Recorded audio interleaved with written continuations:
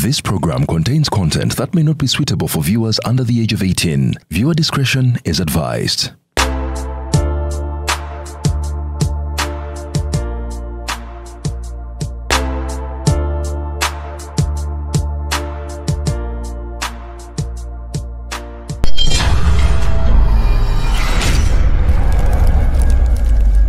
Mbadde ka interview kalungi mama Black Man wenna olinga byakulya naye mukwano mbadde nyinamu obuzibuzibu nyina wenjagala okulaga wano speed naye bwe nagenda n'emmotoka nga nekoze delivery ekisajja kino tekigenda kumpa okyekola delivery kanekola delivery naye ndakola nti naye wa boda wa wano mukyanja wano ate ffe tukyabikola ebyo maye bamujja ne musula eri essonde ne mulowooza nti zimanyi n'okuba nowa boda wange kubanga obutuufu ngenda kuleka wano emmotoka naye kati waalifunye omuntu gw'okubira najja nanona speed afe wano tukozesa ride now app ogimanyi ride now ofunirako genda wano genda ku Apple Store teekamu ride now ogirabye yiiyo ebintu byabwe dakiika bbiri nga bangi nga bakufunye dda kati omusajja mugenda kumunyamunyamu nyamunyamu luseke nyamunyamu sawa yakwekola delivery omwana ow'obuwala nga this is nice kwetwala dakiika nga bbiri kati owa bodawo wuuno maama nga ayanguye azze mangu anti eyo gye bayita ride now owaayo omukyalo ono nedda mukwano otuula mabega mwamanyira okugiraba oti muwereyo erumenti yiino oyambale saagala okube mutwe wansi omutwe gwe gutambuza food for the soul ansooke ngitwale ku delivery mukwano tugende boosi omutuusa bulungi oŋŋambako ng'otuuse ekyo kye bayita ride now let's ride. How many cases have you heard of women sleeping in the bathrooms and failing? Munyagwa made that statement. Abasajja abagwa mu binaabiro ne bafiirayo bagagga. Eyo nayo case study weeri. Nti abakazi abamu batuuse ku level n'agamba sigenda muwangula mu kooti. They commit smart murder. Because nti mu legal system yaffe investigations ntono. They will not dig deep. Bakusanga okubya omutwe ku kibathi tabu naggalawo nakkirira wansi n'asanga abaana nakiwa eddakiika aga n'agamba omwana genda olabe taatawo kyaliko kati era ebiseera ebisinga story omwana abreaking amawulire mwana yasanze taatawe. Have you noticed? It's like a pattern.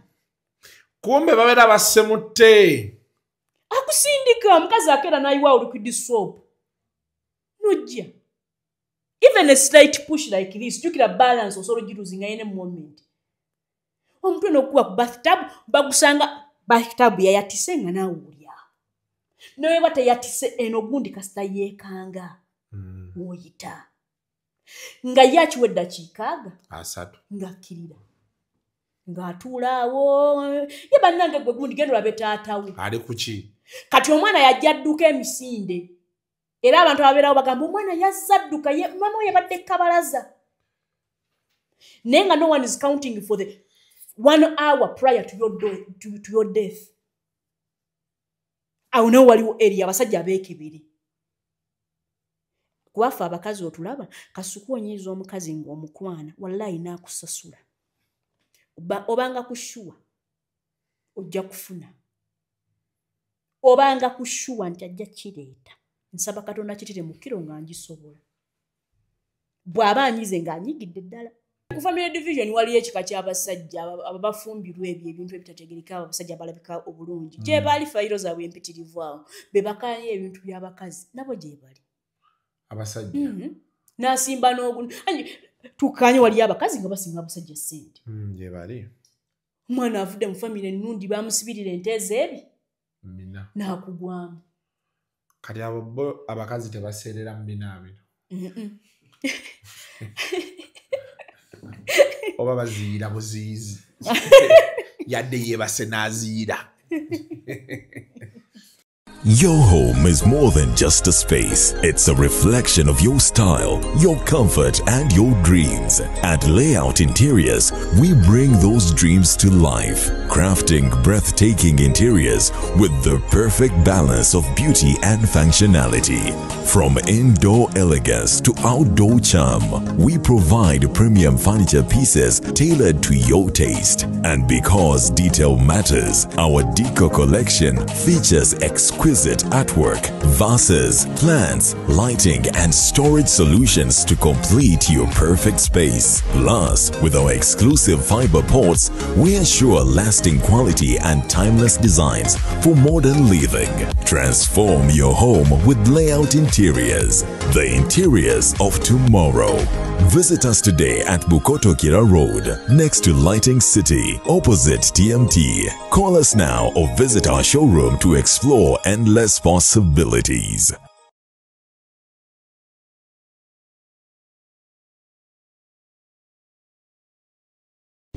Get ready, London! The first ever UG Festival 2025 is here! Happening at Modern Park, Lower Modern Lane, Saturday 5th July 2025, starting at midday, featuring unforgettable lineup of Uganda's biggest stars. His Excellency Bobby Wine, Nubian Lee, Lord Fred Sebata, Harriet Sanyu, Acidic Vocals, Betty Mporogoma, Joey Landa, and the Binyanya Nyanya Duo, Bazira Tony, Nesuna Ben. Expect thrilling live music, electrifying cultural dancers, delicious food, fanfare, face painting, a fashion show, and so much more. It's fun for the whole family. But remember, adults must accompany children under 17. A table of 10 goes for £500, £250 for a table of 5, and £10 for children over 5 years. The UG Festival 2025 is powered by Ruzungu kade kazi kuti jikole sawa namba Ruzungu. Ruzungu tugenda muza kujere kutoka ntoko ndimbuzi ndempuno sizalisa mukazi kati ndi muto gwasa sule ewange akyala abulula bababbi abakyala wale somwiro mbenye mbuto katonda ya chembuto genda weji waminge yabawereza buno bukeke obutini singa babu mutwale bamusonseka mukamwa bwonna n'abufulumiza mu nnyindo kibwa alina guno omuggo gwa Musa white star premium detergent waliwo wanangabye ebola y'akasajja kasendi kalimba bannange esendi bannange.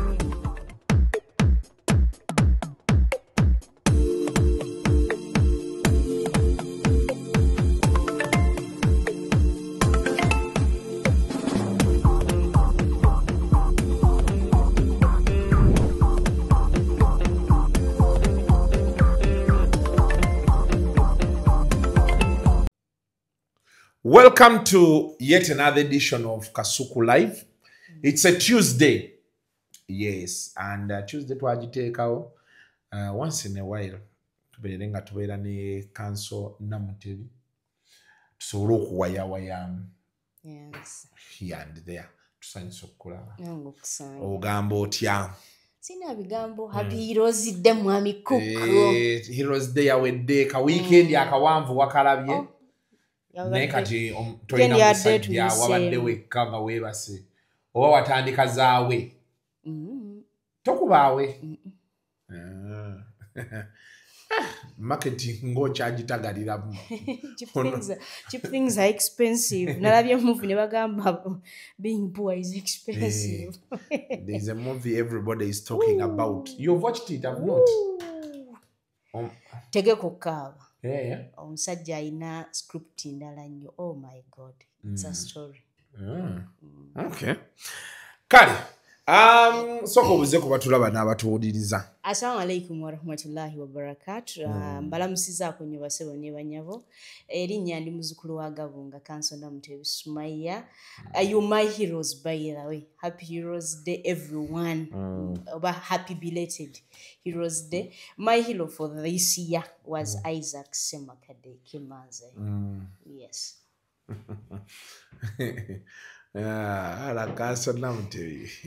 But anyway, regardless, we move. We keep moving forward. Now, today I want us to talk divorce. Okay. With the case study of Pastor Bujingo. You've seen the whole saga in the news. Yes. And what is happening. Abantu bajja kunganyo ate twagala nnyo okukola ebintu ebiri practical. We come with live examples. Nti twogera ku kintu with the case study buli omu gy'alaba gy'ategeera n'olyoka omanya nti embeera eri bweti ne bweti. But you've been following the story. I've been following. Who hasn't? That marriage is, everyone is involved in that marriage somehow, somewhere. So for starters, what is divorce? Divorce is the final dissolution of a legally recognized marriage under the law. Legally recognized. So as in Uganda, in our categories of marriages, we have the civil, we have the church, we have the Mohammedan, we have the Hindu, we have the civil. So they are basically like four.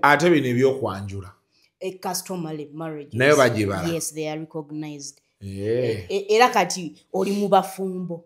Nakola kuchala. It's a customary. But I think we have to register. Yes. Abantu pozi kye balina omumanya abakyala abali eyo nkibagamba nnyo. Even in church musobola ogenda mu church. Mu church bemma temuregisterinze bufumbo obwo nga yaga nti legally bemumala ova mu church mulina okugenda oba these days church yate yetwala ku URS ne baregisteringa obufumbo bwo. Nobeera nti etteeka likumanyi nti muli bafumbo. Kati etteeka be liba likumanyi buli argument mwabakayanira ebintu simaya biki muba mu tteeka. N'etteeka be liba terikumanyi mujja kayanira ku kyaki tesobola kugamba nti eyo ennyumba mugigabane tteeka. Era bw'ogamba nti bampasa mu kyaki baawo ng'obufumbo temwabuwandiisa baawo n'agenda n'akola civil marriage n'agiregisteringa namwandu we etteeka gwe liba limanyiyo wa civil. Nimbye oli ku mulamwa. So bampasa nze era ndimu mulina okwewandiisa certificate ya URSB n'ogifuna awo buli ekiddako bwe kitandikira ogitegedde. Yes, but church marriages are recognized. Ekyo kyekikulu. Abantu bamala amusuubi. Abantu bali mu kusooba batwala abantu. They are recognized, but they have to be registered. Abantu baleke basuubi batwala abantu baabwe. Bajja bagusa. So today we are talking about divorce. Divorce ejira nga tugembe it's a final dissolution of marriage. Ebiseera ebisinga mu court, we move court by a petition. Abiseera ebisinga people have not realized it. Okay, some have. Most times by petitioners baba bakyala. It's normally women that initiate divorce on a percentage of 80% because that data is there. Researchers proved it. And most times it's women that initiate divorce. When you go to court for divorce, there are what we call grounds over issues. Zetutunulira what are the grounds for divorce. Bichi byosinziddeko okumuvinga court obere ngo yawukana ne husband wo oba wife wo. Ezimu ku grounds nga zi recognized cruelty. Mulimu abantu nga they are very cruel. Nga babi. Okitegera and cruelty is a bold term. Tiwo tutula ntujimenya yoka tusobola malawo olunaku. But it's a bigger one. Then we have a second one is adultery. Adultery kwe kubanga oli mu bufumbo naye nga gwe totaliza. And now it cuts across. Edda bazitunuliranga ku mukyala yekka nti woba oyenza omukyala ng'omusajja kasa proving nti mukyala wange yabalize. It was that. But today it cuts across. Adultery is a ground that cuts across. And then we have desertion. Desertion is where someone deserts you. Asobola okubanga mubera bwembi mu kisenge naye nga asula wansi. And there are men that go an extra n'afulumira ddala. Muli musobola okubanga mukyalinga n'obuliri naye nga mwateekawo ebyo bipiro pregnant pillows ezo zimanyeze empanvu. Ng'omukazi yakireeta n'akyala muki mu buliri. So that is desertion at a greater length.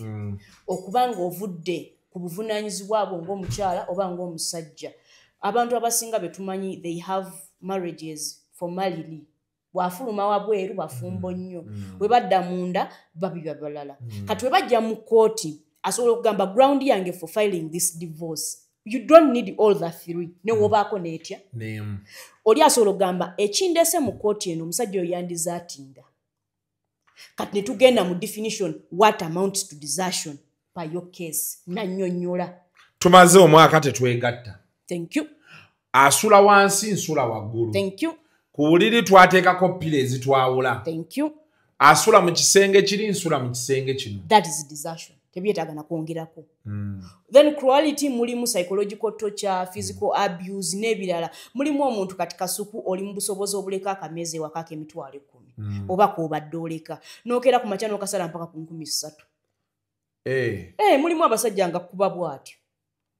Nga punishment abagenda jikuwa. Najjawo byobadde ofuna. Musajja akera bukezi nze nnako case bwe ya handling omusajja yakera ku macha nanyonyola omukazi namujjako emmotoka. Mukazi n'aterenganya nga agiteekamu amafuta. Musajja n'akwata ekidomola ky'amazzi n'akiteeka mu mmotoka. Mu tanka yayiwamu ekidomola ky'amazzi. Ingini n'ekoleeti. Okitegeera kati nga yeeyo kye bayita cruelty. Omuntu wabaawo comfort. Kati waliwo level mukyala wa kasuku kwali. Eyo comfort gye wamuteerawo n'ogamba kati ono mukuba ngenda sala bino. Ng'okimanyi bimunyiga mukazi akendera alinga kando naye nga gwe bitaddewo because of that. And then cruelty, I want to be very assertive on this one. Now it is more manifested on men than ever. Because of this thing of feminism and what have you. Awo eri yeyo y'abasajja. Era abasajja abasinga lwakuba batya. Naye abasajja bwe bajja ne arguinga ground ya cruelty abasinga bayita. Okitegeera nnyonnyo osanga omukazi nga yakwefumbyeko nakuba. Osanga omukazi nga agamba n'amagulu ge tagawaayo ga bbeeyi. Nga yo ekyo bwe kiri. Kati gwabba abakazi then okudenyinga sex kikulu nnyo. Because psychologically omuntu okitegeera. So bingi mulimu akusalako family yo. They are men nagamba togenda wamu. Kayatefe mu byaffe ukidda mu dini y'obusiramu being submissive. Ndife janayo ova mbazaddebo Katonda agiteeka wansi w'ebigere bya bbaawo. Ffe mu busiramu yensomesa yaffe.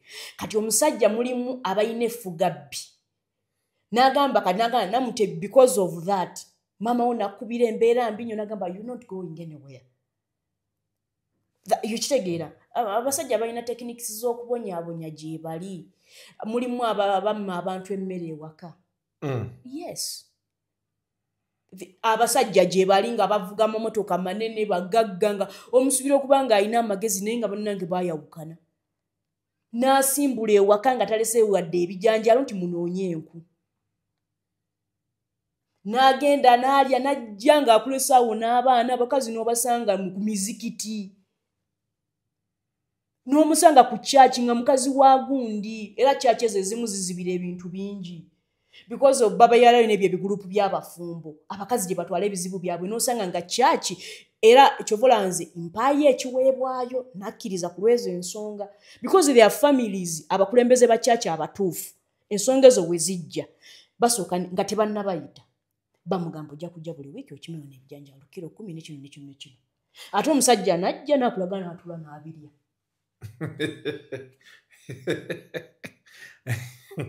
Nabiwomerwa. N'abirya n'abuuza bino byavuddewa. Nimunange nno abakazi ba church abo baabituleetedde wano baakoze omulimu. N'amala ne yeetereza n'anaaba n'agenda.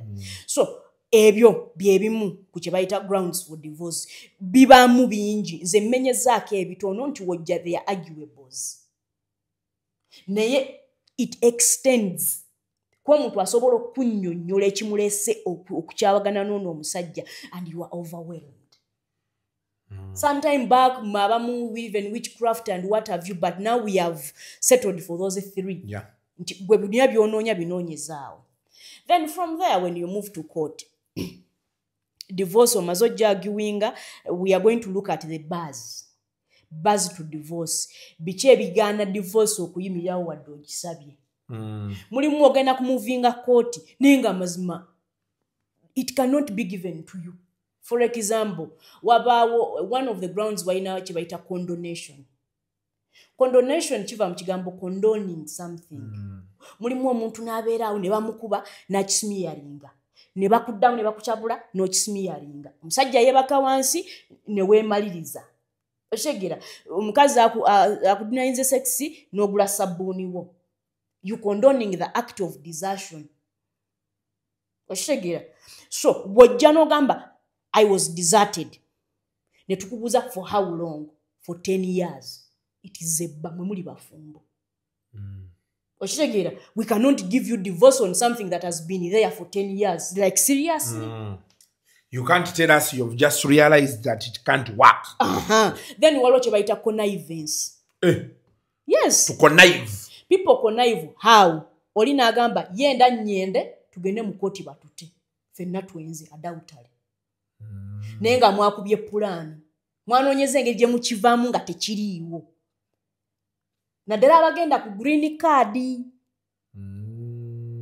Ako nkayisiza obuyisi kubajjukira obufumbo bw'abasinga bubeera bwa agreement. Bagamba we nnyingira ngena kuba mukazi wo naye we tutuuka twawukana tutya. Tujja kukola kino ne kino bwe kiti. That is a typical example of connivance. Then waliwo kye bayita collusion. Oshegera nti collusion yejjawo etya nti we are married. Tukanyiza tuli bafumbo but tugenze tufilinze divorce naye nza kubulidde ensonga. Tugende ebyo bintu bwe bityo. Once we are able to see those things, court will determine. Kuba gwomala okunyonyola party yo but omulamuzi atula n'agamba wait a minute. Ono yayenze n'otegera wategedde dinategedde kumacha yampereza ekifaananyi. Okitegeera nolabanga these people batudde ne bateesa bajje batumalira obudde. So before divorce is pronounced by court, tulinawo kye bayita degree nisai. Degree nisai, it's a temporary separation. Before we pronounce you nti mwawukane, kasuku this is someone you've been used to waking up to. This is someone obadde naye 5 years, 10 years. Kati koti marriage is so uplifted there. Tuchiwe ekitiibwa. Bagamba no look here. Before we finally pronounce divorce, tubaweyo emyezi giba 6. Balabo basobola okuresolvinga ensonga zino. Atulamisinge mukazi we wano bagambira baby wo nti ddako ewagundi. Naye ne bagamba omanyi nawe genda obeereko wekka. Kati nobeera mu kya apartment olimu wekka, you've been used of okudde ewaka wansi ne wayo baby n'akuwahaga. Akatunda ne kakaaba. You look at the emotional investment into this woman nti mbadde mutadde ku level nga ntegeera. Do I have that time mbiteeke mu mulala? And then you tone it down in order n'ogamba omulamuzi oba looyawo nti I think nze abadde omusobya. If there is a chance. Twogere. Ate era ne mukyala omweyo period mwembi muba mwemisinga. We watabaawo agupika. Waba yagupika. Kuba tulina kye bayita matrimonial property wali mu kugabana. Era ebisengere bisinga ne balooya yo babeera. Osobola ofuna looya n'alwana mwawukane. Afunemu. Kati in that 6 months grace period gye babawa mulimu abasooba ne mwekubirako ekiro hey babe mbeto yujibulira mugamba oli luddawa jangu nsange wano ku Sheraton. Kati wajja ne muddamu oshegera you have intimacy with your partner there and then divorce wekoma. Mu myezi egyo 6 temulina kugenda mu kikolwa kubanga kansoma omuza yangambako yalina bakiraya nti agenda ogiraba oti ng'oli ali lubuto ngaberiddemu egyo emyezi nangamba kati ne mubuuza mukama wange obudde bwaffe oyo noonye bwaki baabawo eyo period bagenda okujja bajja bombi omwali lubuto naga nti mwani tusumbuye nakujja leero mwani tugambiddeeyo nti mwabivaamu okitegeera. So but it's beautiful nto abisere ebisinga webambo handling a divorce ni bakwatagana mu egyo emyezi 6 era court will advise timufune just marriage counselor mukiyitemu okitegeera kwa divorce ziba nyingi nnyo in the first 3 years of marriage. Jukira mubeera mwembi bulijjo tomanyi nti ono omuyayi yebaka n'engatto ze mu buliri. Mu myaka 3 kasita mugiyitamu nga muli mu bufumbo. Even marriage counselors will tell you bagenze mu bufumbo kati babutandise. Kasuku mulimu omukazi muva kuba n'obazobola okusiba enviiri every after 2 months nga tuzispray nga n'okola biki. Mulimu omukazi n'ayingira obuliri nga enviiri ziwunya. Oshigira kati woba osobodde obbigumira mu myaka egyo esatu egisooka first stage eyo kansala akugamba marriage will go on. Now divorce ebeera bwetyo. Ebiseera ebisinga mu divorce ebisinga okutunulira babeera baana bibeera bintu. Mwokwawukana it is okay. Batutunulya kati ebintu. Abaana era ebeera critical decision nnyo. Mu baana tulimu abaana abali above 18 tubamu n'abaana abato. Koti etunulira nnyo omwana omuto omwana asembayo ali mu myaka ki. Era bagamba ni whatever you do tutunulire baki baana. Because mu divorce lwaki egaziwa tulina stage gye bayita custody. Ani asigaza abaana. Tubamu ne element maintenance. Okulabirira abaana. Maintenance eno gye mulaba kasuku it's not a business discussion tugiseeko buyisi. Maintenance yakalubako ku mugenzi Let Jacob Olanya. If you remember the saga. Bamu omwana we yalina omuwa maintenance 3 million per week. N'agamba bannange million 3 koti nemugamba omwana wa speaker tabanga mwana wa Mutyaba. Oshigira. So maintenance mu divorce ebyo byonna tubitunulira. Mu maintenance mubeeramu abaana bagenda kubeerawa. Bagenda kusomerawa. We balwala balya batya. Kati awo abakazi we bateeka olusuku. Era abakazi abasinga obanga toli intelligent enough to detect oba kumuwuliriza bafailinga divorce ng'atunulidde no maintenance nti ina level kwemuleka.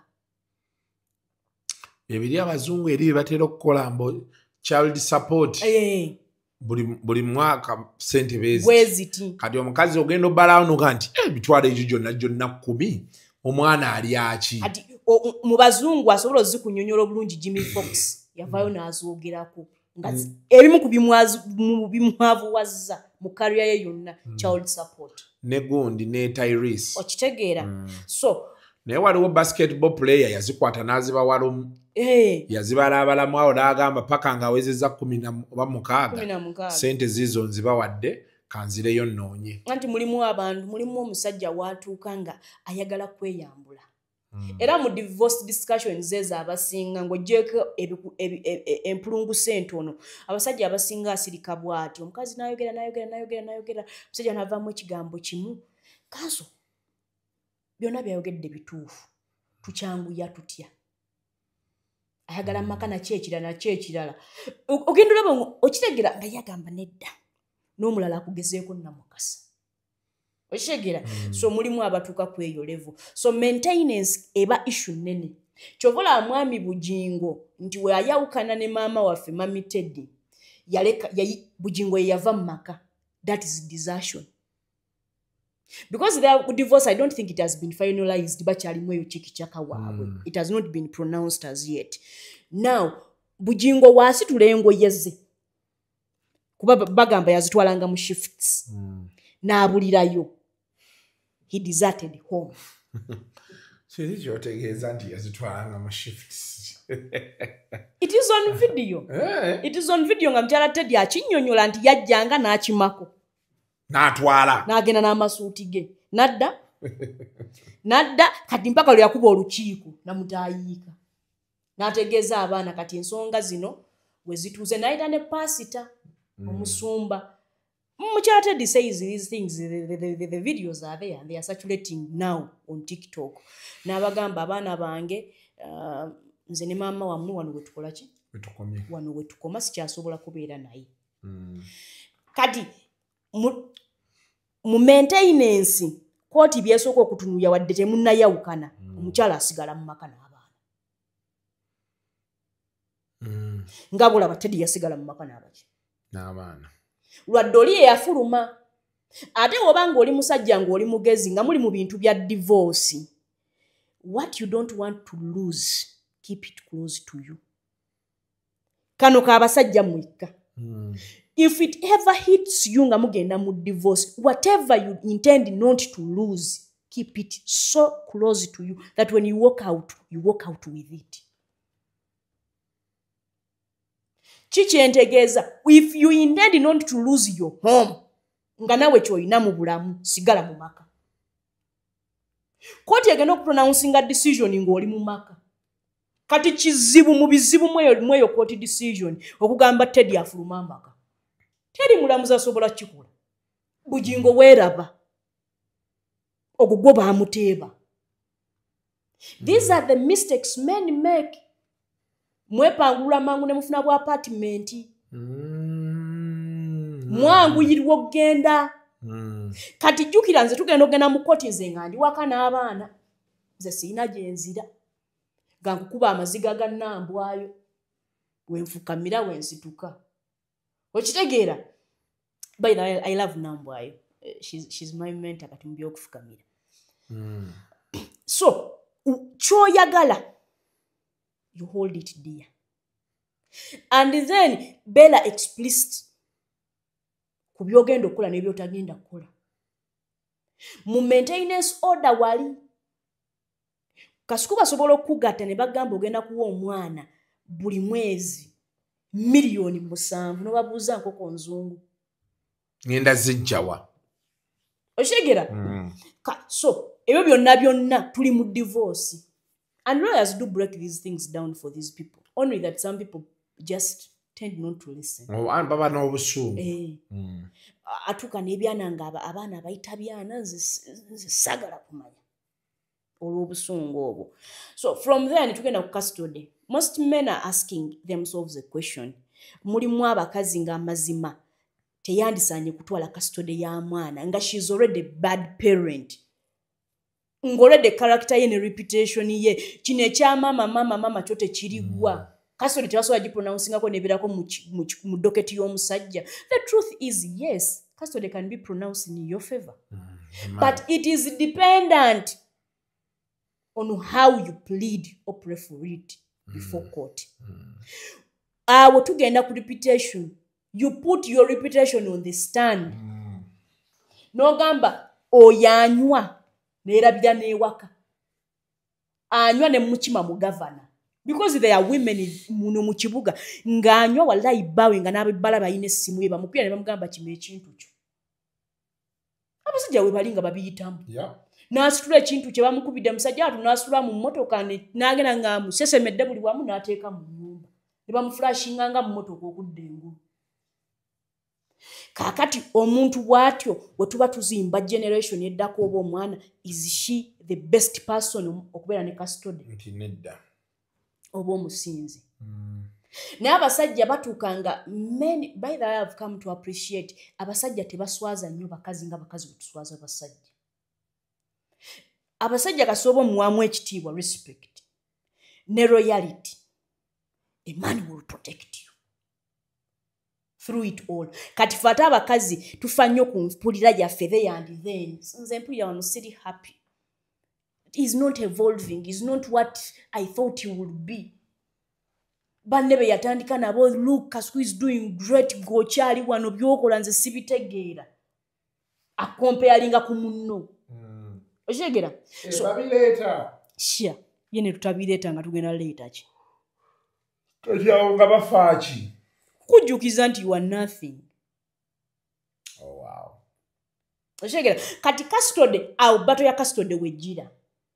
So many must keep track of a woman. There are mothers who are not the best mothers there is. Mama, Kasuku omukyala yenna atuuza omwana n'amunnyonnyola. Ogezaako okulaga omwana in charge ndi musajja, mama we n'amugamba tabangako na magezi muba tategeera mwali. Okitaawo kintuntu. Omukazi agamba taata we. Abakazi bayingiza abaana bulungi bwe bati gwe wazze kukola n'amutuuza. Women are at a level of weaponizing children. Obeera ewaka nga abaana it's a team. So I will use myself as an example. I love my dad to death. Because man, that nigga protects me like nothing. Ne mama wange wankubira n'angamba luno tulu wangu oli kusaidi yange. Mba kusaidi ya mama. Era mama amanyi okunteekawo as a recruit. Nditulumba naye oli kusaidi yange. Nkimanyi olina olugezigezi naye oli kusaidi yange namutebe. Tokigeza.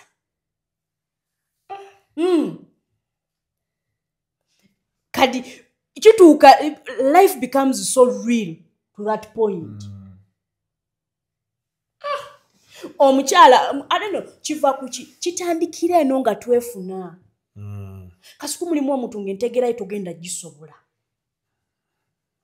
nga ne wona omuwawula tajja waliwo levo y'omukazi nga tomulwanako oba levo y'omusajja nga tomuleeta nga reasoning eri wansi nnyo omwana musikazi n'atula wansi nannyonnyola abaana bo ekyenda kyo ng'abaana balina engeri gye bakulaba tebakyakulabira wali kyobolaba some men at a certain age they are so lonely nti taata wo akuba essimu bw'atu nga bino bya reality naga agamba ki kati alina buzibu ki abeera ewaka nga omukazi yasiiga abaana balina ekifaananyi kirala ki taata mmwe nno mumulaba bamumuyita nsolo taata mmwe nno ze byankola eno gye mutaba taata mmwe oyo yakula bw'ati ne bw'ati ajja n'abawa sitole kizibu okusanga omusajja alina obudde bw'eyo emboozi n'omwana taliiyo gye bali ebiwulenge gye biri era abaana abawala abasinga abaagala ennyo nnyo nnyo bamaama bataata baabwe nnyo nnyo nnyo nnyo maama alwana nnyo n'akikyusa ngalaba oli soddiya nnyo ne taata wo bwoti ne bwoti kaseera omumukuba bamaama abamu bali so selfish to the level ojja biraba kuuma omuzaale kati ferafu yaffe y'abawala kati nyaga nnyo daddi wange w'ozaala olw'okuba bino by'oba oyiseemu ng'ozaala oddamu n'ogamba wow that woman bared all that pain zigye nodda ku maama we naye taata you appreciate him by his efforts you see a man ng'akedde ku makya n'ateekako enkofiira ye n'agenda n'atuula ku piki bw'ati nga he's your dad nadda n'omugaati n'olaba taatawo nga mu bulamu ayina amasaati 10 gokka n'obutawera okimanyi abasajja abasinga va ku mmwe bakasuku balina ngoye 10 naye abakazi tuba n'engoye n'endala kati abasajja abafumbo basobola tuna mu wardrobe ne balaba it is okay for omusajja okusayira idi 2 3 5 mukanzu yemu fe buli idi habaya era ng'oyagala okukakasa obufumbo tebugenda kubaawo abaaye bule talina magezi abasajja banne bino bye bakola kati ali awo abaaye emitwalo 3 kyokka ayagala oteekemu 3 ate ayagala ne ku idi mulye munywe bulungi kati mugendo maiza idi yokka ogitaddeko emitwalo 7 ffe tetufaayo gw'ofaanana otya ffe tube tuti kyokka abaana bakyali waka weebali so kati abaana omwana atunulira mu tata byakola and we become appreciative my dad is my hero omusajja afaayo okitegeera you appreciate the effort maama abaawo waka wabatakola ng'afumba ayina obudde bwo you get my point kati n'akyusa omwana ono mpola ffe mu busiraamu divorce kitamwa mu bintu nga kitamwa mu maaso ga Allah divorce okwawula abafumbo naye kikkirizibwa namumugiina towulya kye talaka naye naye ndowooza they go through ffe mu busiraamu kye kiba kisembyeyo but you also go through these same 6 months ffe tulina 3 months tulina 3 naye ffe ebyaffe bigenda okuggwa nga mulina kuddiŋŋana era w'obiisa mu busiraamu ne bibalema omuntu mutemangu kuba kiba kituuse nga it is beyond kati awo tuba tutaasa bulamu okitegeera ffe kitamwa ewaffe naye kikola kikkirizibwa ne mu kyaki bayibuli divorce kinyiiza but kikola ki kikkirizibwa lwaki kitamwa marriage ekitiibwa kyerina mu society okukeera obukezi ng'oli mukyala gundi oli mwami gundi ekitiibwa kyokka ky'oba oyambadde kyanjawulo obuzibu bwe tulina kasuku people get married without intending abantu bali mu bufumbo lw'abantu nti bamakinga mu bifaananyi their portraits look good naye nga you are not compatible you are not fine with this person and then ensonga endala lwaki marriage kati zisasika nnyo at a rampant stage nti abawala tubuulirirwa it's kizibu omuntu ofunira obudde omusajja. And people are not transitioning into these roles. Nti amwe husband, nti amwe wife, amwe mother. Omuntu alina okujja nga akyuka. Oshegera, wo wali ewakanga gwe mwana wekka, we wajja omulala embeera yakyukamu. So we have to transition into these roles. Katujja divorce bagibawadde. Tulina kye bayita aftermath oba afterbirth ya divorce abaana. Mama yandibadde mama ne tata nasigala nga taata. N'olwokuba intoxication oba indoctrination omukazi gy'akoze ku baana, abaana we mwawukana, they lose respect and courtesy for their fathers. Kyetulaba kati. Yes. Nti omukazi mama lwaki nkusose ne kugamba wali nti mama yandibadde mama with transition into these roles. Nti newe muba mwawukanye ono taata. Kasuku, I have failed you, I am a bad wife. Sagenda wanabikande, sakola bichi. I have failed you as a wife in only that docket. But for God's sake, I am a mother. You are a dad. Tuyina okutuula. Actually, I believe wano basenga balina otugasiza nnyo naye batatugasiza. Nti guys, kati we divorcee. No one is wearing that crown proudly. Kyova katuli mu generation y'aba single mothers everywhere. Era ye wabanyumya pati y'obwataata buli taata talinayo credit yonna. Era akunyonyola oli bba wange yali munaku nga kansibire bweru ne kankola bwe kati. Oshegera. But there are some times when a reaction will only come after you have done something. Someone will react to you. So in this context, it is possible for Teddy to be a bad wife. Yes. But a good mother. A good mother. The same way it is possible to have Bojingo as a bad husband. Husband, the worst, the devil. But a good father. A good father. Era abantu abasinga wobuuzanga ko ofuna obudde no interacting n'abantu abo mubuuza. But what did your dad do? Tata wo yakola ki?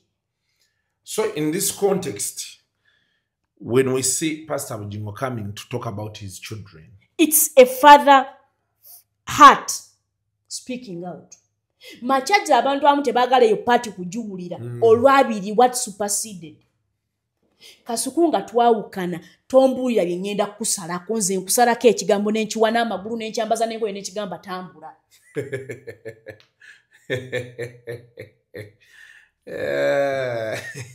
Kati nze nire ngombo zetosobola kunsinga mu maaso ga taata wange neyo bakuwaana. Kati, so because the case study was Teddy and Bujingo. Yes. So we should, with whatever we want to discuss, yes, to know when it comes to his children, yes, let us look at him as a good father. Let's look at, yes, because he is a good father. Yes, tumulekere ekyo. Because what are the roles of a father? Did he meet them? Is he meeting them halfway? Nabyeko Mr. Bean agamba Bujingo yo kati aina akabadi kazanya. Ayagala bamuwe Miracle Bujingo. Bamwa Miracle Bujingo yera stiboni wa Teddy. Awalwale operation mukazi afe. Divorce ebere efudde katuba tuogira birala.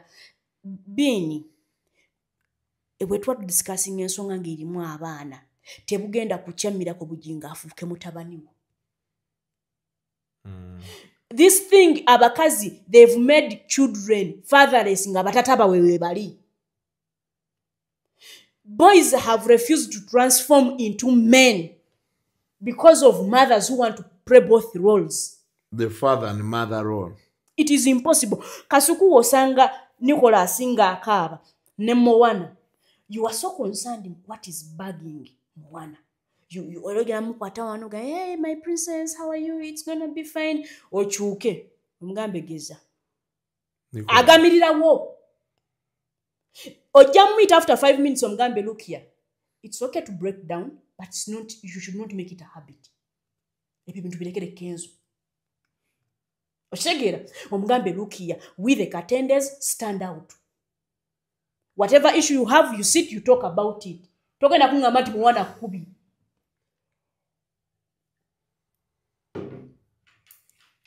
Was it necessary? Tugende mu maaso. Ankanzo sikyogedde mu bubi. Tugende mu maaso kati kiri kireke. Njizike nimejipika. So chikulaga nti a father has another touch mu mwana. Omwana omuwala wakula ne taata we ne maama we. Taata akulaga how you should be treated right as a lady. Chovola abawala abali mu myaka gyange nga tetuli bafumbo tulemeddwa ofuna abafumbo. We are looking for the male version or the version of our dads and husbands. Ntoyagala omusajja olaga n'okudescribing nga nnyonnyola kitaawe. Era abawala abasinga ajja kunnyonnyola kyanga omusajja nga akwata mpola tata wagenda okujja tava waali. Nje omusajja nga muwanvu bw'ati tatawe muwanvu. Because daddy we ne waba tayogedde amulaga. My dad calls me mama. Baganda banga bawala bayita nnyabo. Obadde ogamba kinnanja. That's how my dad ampita mama. Mama kibuzibu ki? Ne ndyoka nkolera bijja kutereera. Tusaleyo akabiri.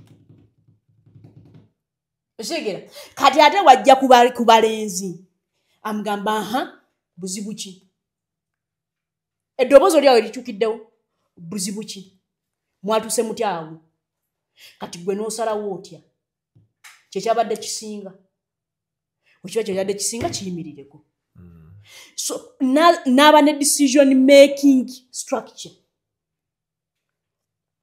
Baganda banga balenzi tagenda bawa chance amugamba you come with a problem, you must come with a solution. Don't come before me ngo nyinyonyola buzibu bwa makago without a solution. Please. There has to be a solution. So nekulanga akiraba. So you want a man who is going to treat you like your father, which is almost impossible. By the way, those are the illusions that one has. Katonda nakusula kasuku. Okaba boseka. Ufuna muwo mujja no gamba alhamdulillah. Mugamba Katonda waleeta. Sajjo no musi. Wansula ku nsi yaleeta. Oshegera. So kati ebyo byonna newe muba mwawukanye tekijjaawo nti bano baana oli taata waabwe. Once in a while we need to tukkiriziganye kasuku n'abatulaba n'abatuwulira. There will come a time mwawukane.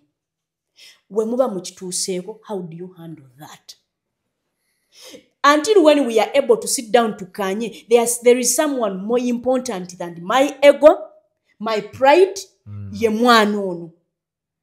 You are raising weak men, very weak men, in disguise into your single mothers.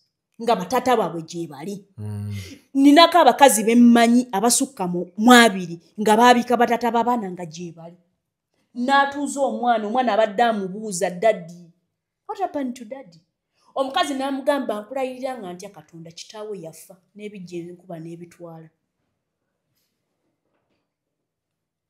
After some time kati gwe wali woletere tekiniki nze otwala omwana nze nga nkola ssente.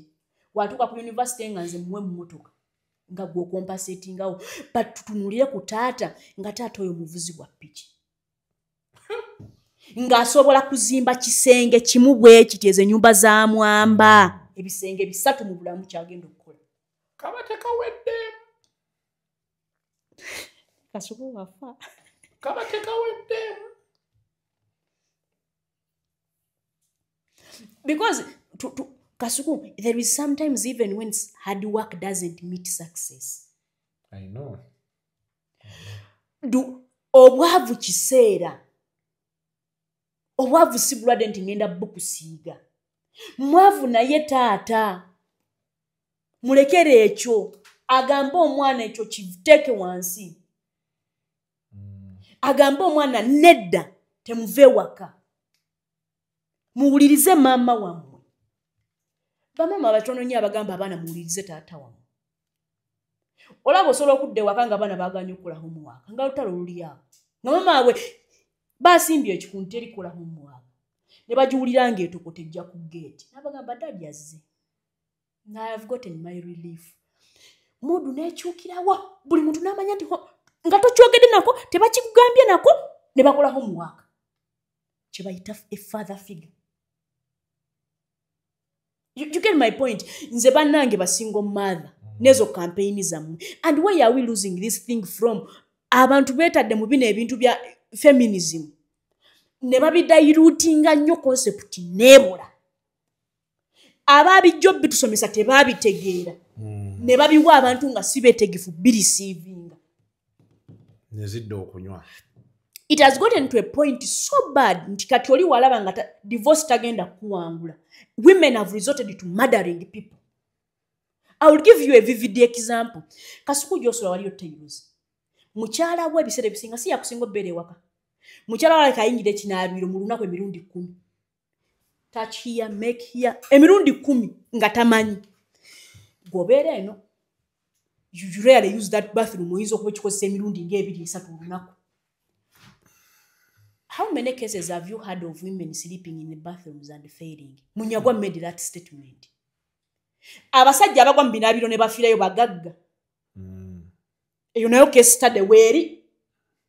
Nti abakazi abamu batuuse ku level n'agamba sigenda muwangula mu kooti. They commit smart murder. Because nti mu legal system yaffe investigations ntono. They will not dig deep. Bakusanga okubya omutwe ku kibathi tabu naggalawo nakirira wansi n'asanga abaana nakiwedda kiikaaga n'agamba omwana genda olabe taatawo kyaliko. Kati era ebiseera ebisinga story omwana abreaking amawulire mwana yasanze taatawe. Have you noticed? It's like a pattern. Kumbe babeera basemutte. Akusindika omukazi akeera n'ayiwa liquid soap. Nojja. Even a slight push like this, jukira balance osoro losing any moment. Omutwe n'okuba ku bathtub bagusanga bathtub yayatise nga naawulya. Naye bata yatise eno gundi kasita yeekanga. Oyita. Nga yakiwedda kiikaaga. Asatu. Nga kirira. Nga atuulaawo. Ye bannange gwe gundi genda olabe taatawe. Ali kuki? Kati omwana yajja adduka emisinde. Era abantu ababeerawo bagamba omwana yazza adduka ye mama we yabadde kabalaza. Naye nga no one is counting for the 1 hour prior to your death. Awo nawo waliwo eri abasajja abeekebere. Kubafa abakazi otulaba kasuku onyiiza omukazi ng'omukwana wallahi naakusasula. Obanga kushuwa ojja kufuna. Obanga kushuwa nti ajja kireeta. Nsaba Katonda kitire mu kiro nga ngisobola. Bw'aba anyize ng'anyigidde ddala. Be bano n'ozaala n'oleeta n'okafuula akamanyiiro ng'asirika. Yaganja musuna. Kati mu property ebiseera ebisinga there is a good precedent I'm loving so much. Waliwo omukyala amuyita Peace Kagwa. She was a petitioner in 2017 n'omwami we Paulo Kagwa. Omukyala ono made research. They were married for 15 years. They wedded at St. Virgin's whatever you Ekisubi Ntebe Road. And this guy was rodded. Paulo Kagwa ayinamu. Omukazi yanoonya ebyobugagga by'omusajja nga bituula ku mpapula 3 eza kooti. Nga estate ezimu ziri Lubowa, Ntebe, Kisubi, nga ayina faamu okuli ente 12,000. The guy is rodded. The definition should be rodded. Tukikomye awo. Yaziri sitinga ku mpapula mmeka. 3. N'asaba kooti bino wammanga. Nsaba batwawule divorce. Nsaba buli kya bugagga tufuuke tenants in common. Tenants in common is where you have divided shares. Nti goinako yasaba 50-50. N'asaba yasaba ki ekyokusatu n'asaba tebayina baana in their marriage Katonda yayita blessings na baana. N'asaba amaka matrimony gamuweebwe. Ekyasinga okunyumira mweyo president eyagutulamu yali mukyala. Yagumaliriza n'abagamba we are going to weigh your contribution. Ojjukira omusango gwali Famous awo ne bagamba bamwakate. gwego mbadde discussingako yamuwa curtains nga ziri worth million 2.8 mwezi ne mu judgment namugamba ku farm eyente 2,000 bamuwe yente etya nagamba omusajja bikole mu period ya nnaku ameka asatu bera bulungi nengo omusajja baali bagumusetinze nga tadda ne Katonda kolo yalwanira ku side naye lwaki ndese example eyo nti abasajja temutyanga bino bintu bya divorce we kiba kizze there's things that are inevitable sit down with a good lawyer ochongerangako bantu mbagamba nnyo nti omusango guwangulwa good lawyer and understand who is a good lawyer. There are sometimes omusango genda kuzanyira mu public mulimu gwogenda okuzanyira behind the curtains waliwo tugenda okwagiwinga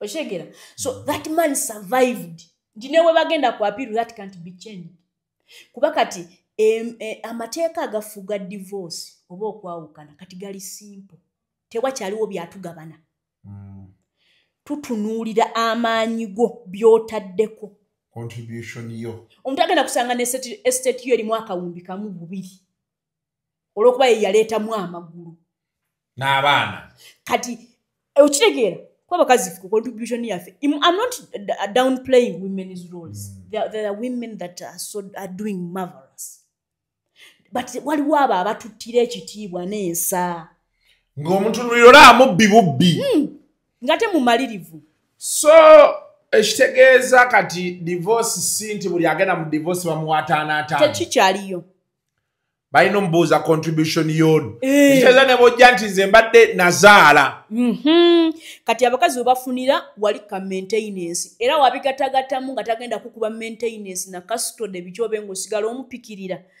ng'oseerera mu kinaabiro ngofa Wow, tubade kutia discussing a divorce to discuss. Ekitegeeza kati abasajja batandika okukolera abakazi business. Abasajja omuzizika business. Mu kooti bwe mbamu ajuwinga. Explicitly. N'omuga nti make a business banaye nakamuwa. N'otwala ebibyo. Ebibyo. Abasajja you need to get used to the terminology ebibyo bibyo. Kasuku you are married osobola ngo li married nga nono ali married naye nga ebibyo bibyo nga olaba nti ene simu yiyo wali atabalina obufumbo omukazi alina ebibye n'omusajja alina ebibye ekibagatta nnyumba eyo ate nga binyuma buli omu n'abeerawo oli baba ayagala ono n'amuwaayoko kasene no naye nga bali mu bufumbo kati ku family division waliyo ekika ky'abasajja abafumbirwa ebintu ebitategereka abasajja balabika obulungi gye baali fayiro zaabwe empitirivu awo be bakanye ebintu by'abakazi nabo gye bali abasajja n'asimba n'ogu tukanye waliyo abakazi nga basinga abasajja ssente gye bali omwana avudde mu family ennundi bamusibirira ente ezeebi n'akugwamu kati abo bo abakazi tebaseerera mu binaabiro oba baziira buziizi yadde yeebase n'aziira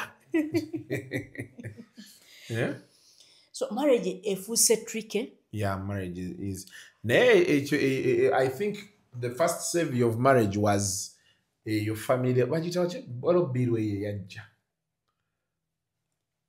gyebaaleeta simanyi oba yayita waliwo succession bakyusa mu byobusika nti kati buli mwana ne batunulako ne mu divorce act ne bagikwatamu nayo eyo yasavinga abasajja kuba bwe bagireeta bagisaitingirako nnyoko oyo wa kateni cause at the time yali ezze nga eri kati eyakati anyway nga tuva wano the most important thing I think as we talk about everything and all those things, the takeaways from her submission are divorce is a process.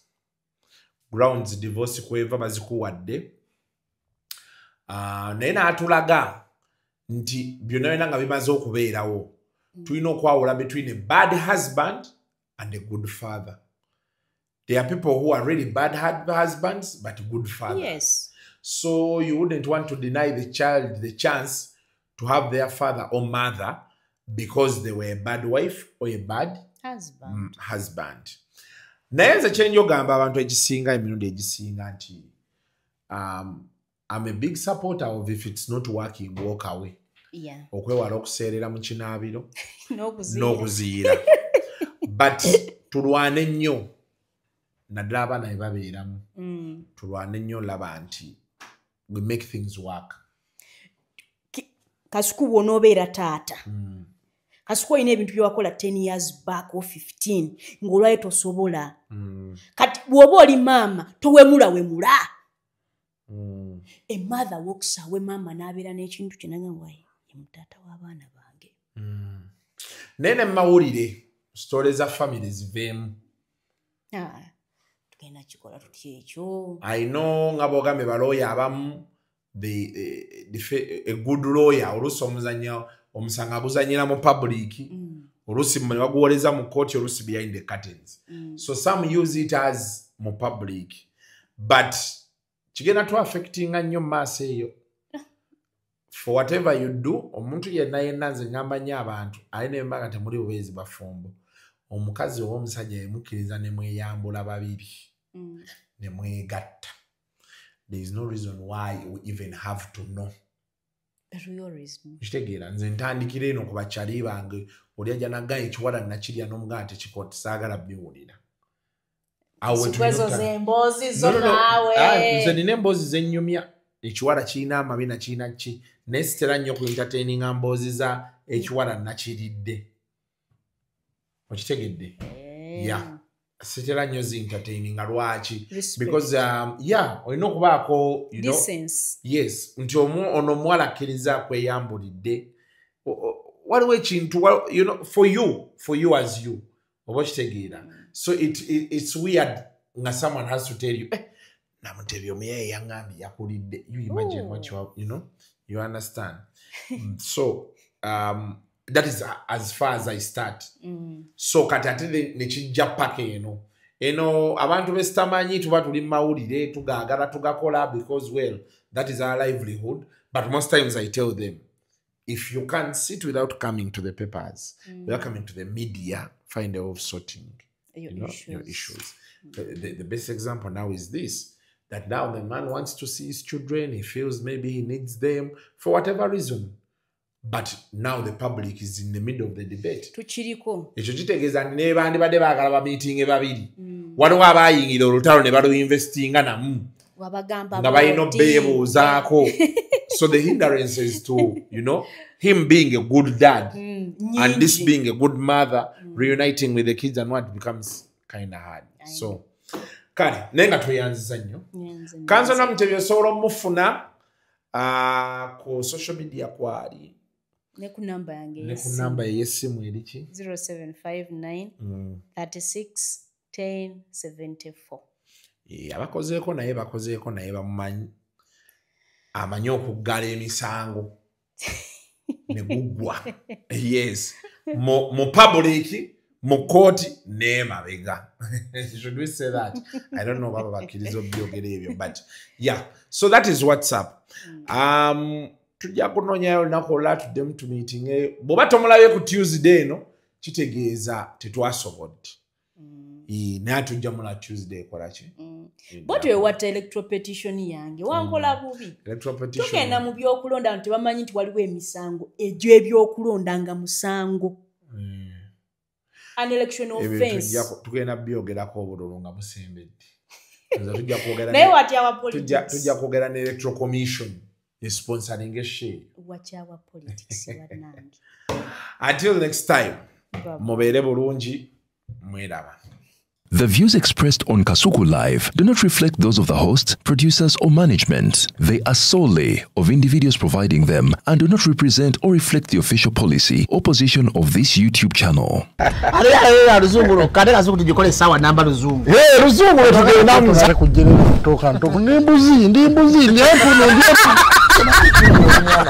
Sizalisa mukazi kati ndi muto gwasa sule ewange akyala abulula bababbi abakyala wereso omuyomba enyembuto katonda yekyembuto genda wegiwaminge yabaweereza buno bukeeke obutini singa baabo omutwale bamusonseka mu kamwa bwonna n'abufulumiza mu nnyindo sakibwa alina guno omuggo gwa musa wayitista premium detergent waliwo wanagambye ebola yakasajja kasendi kalimba bannange esendi bannange